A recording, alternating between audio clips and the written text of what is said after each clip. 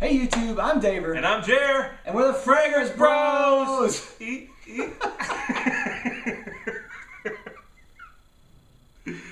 Little thrust for you there. That's right, friendly thrust. That's right, just a little bit. Inoffensive. A baby thrust. A micro thrust, if you will. That's right. Anyway, coming back at you this time again with TMA. TMA, Thierry Mugler Anthology. That's right. And it got another Thierry Mugler fragrance. This time, the kind of infamous B-Men. You know, this thing really has kind of like a cult following. Yeah. Like a little niche of people really like it, and most everyone else doesn't. Yeah, I can see that. I think we're in. One of us is in one of those groups, and one of us is in the other. I think you're right. Anyway, we'll get on to that. Let's get to it. Let's see. Date introduced is 2004. It's classified as an Oriental spicy. Yep. Notes are fruit notes, generic as possible. Awesome. Rhubarb, sequoia, spicy notes. Sequoia. Yes, sequoia is a pure shot. Okay, I totally am gonna. Yeah. Okay. Spicy notes, amber and vetiver. Okay. What'd you get out of longevity out of this? It's got average to above average longevity. It does not have the staying power of its brother. Yeah. Probably intentionally, I'm guessing. Yeah. From what I've heard about the reason it was made and the intention behind it. It's supposed to be like kind of like the B-men to the superhero. You know, like who you'd said before. Yeah, I agree. It is. I think they did too good of a job with this because it is like the Daniel Baldwin of fragrances of like the Thierry Mugler line. Totally. It's like, you know, I mean, you see him and you know who he is, and you're like, who is that guy? That face looks familiar. Oh, it's because he looks like Alec Baldwin. That's right. And he's going to, you know, he's going to like, this is like what you would smell at like some weird horror film with zombies and robots. Sure, all the same one. Yeah. And ninjas. Yeah, of course. Let's see. Longevity for me, I got actually kind of poor longevity. I'm not really sure why. Yeah.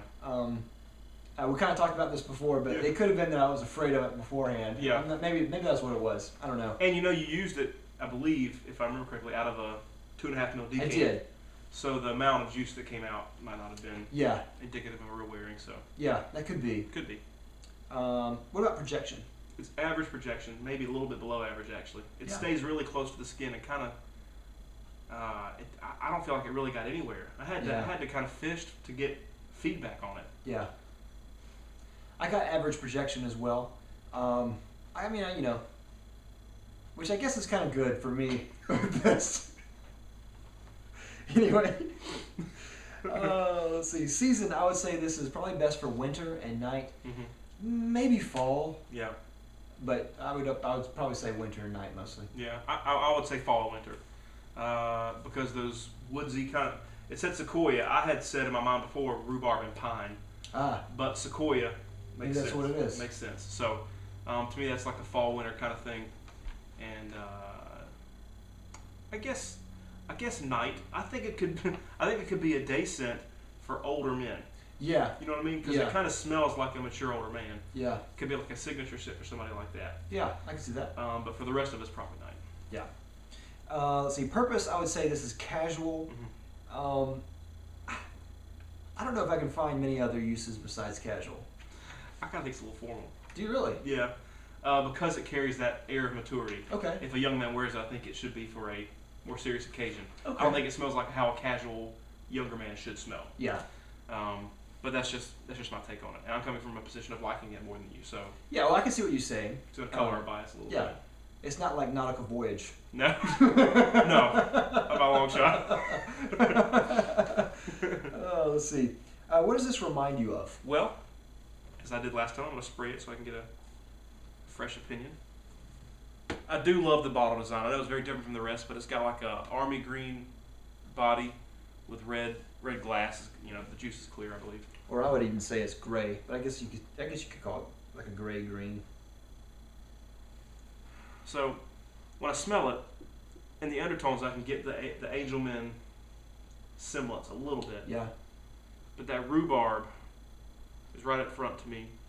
I smell the woods and the spicy. I mean, it smells really good to me. It does smell like an older man. Yeah.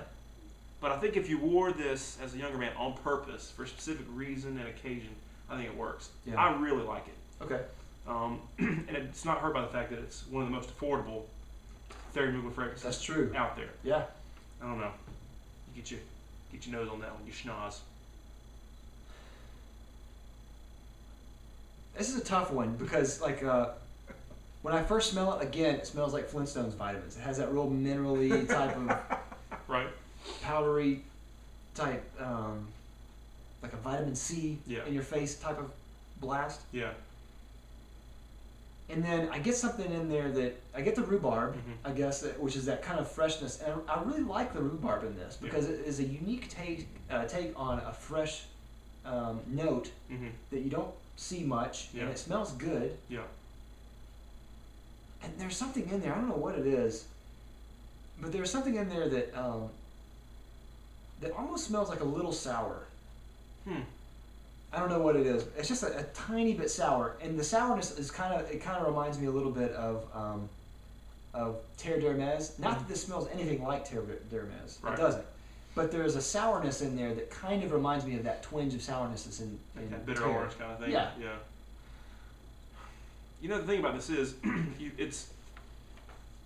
it's classified. It's going to fall in that sort of green, woodsy, mature fragrance realm. Yeah. But you're not going to smell any of those that have that rhubarb in them.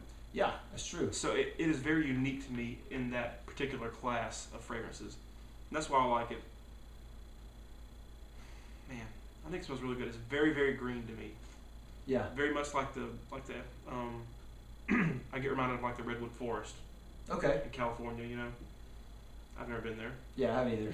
But, I get that. Oh, sure. Yeah. When I was vacationing there. But it conjures up that to me. Yeah. I get there's a hint of licorice in here. But it's very minute. Yeah.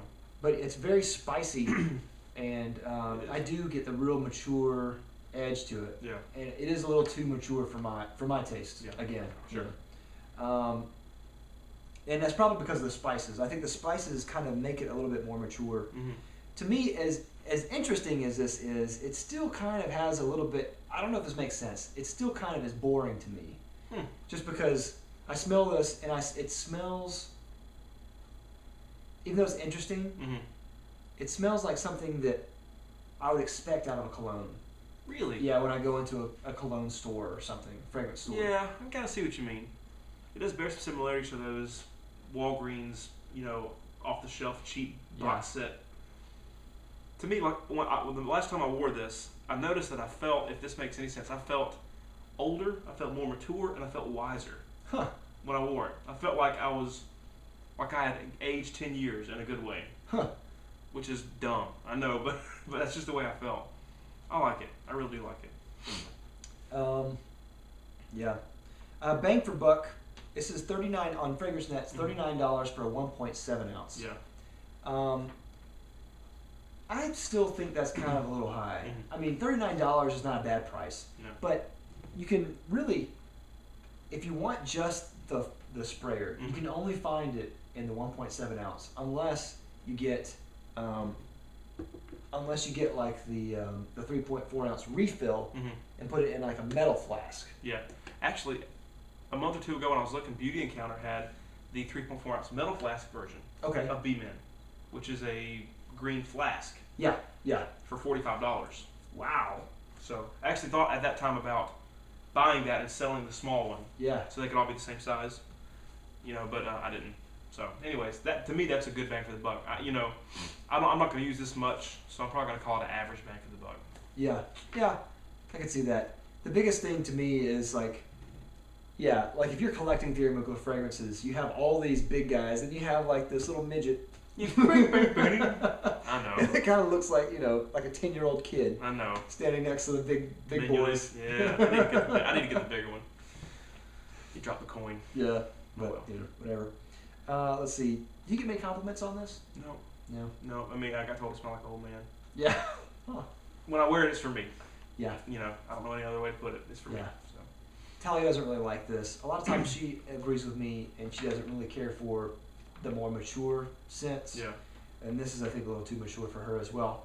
And I think, I don't know, I mean, it's just one of those things where it is a little off-putting a little bit. To me, more so than Angel Man. To me. But yeah. Final rating. Final rating. I'm gonna give it a 3 out of 5. Okay.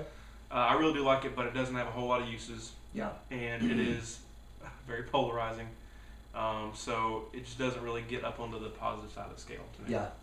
To me, I would also give it a 3 out of 5. I don't hate it, and I really can't say that I dislike it.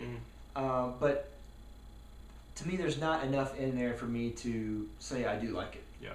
So to me, it's just hanging on the edge of middle of the road. Sure. So that's it. So thanks, YouTube. Rate, comment, subscribe. Tell us what you think about B-Man. Yeah, please. I do want to hear your opinions on this. We'll see you next week with another episode, another review. We'll see you later with the Fragrance Brothers.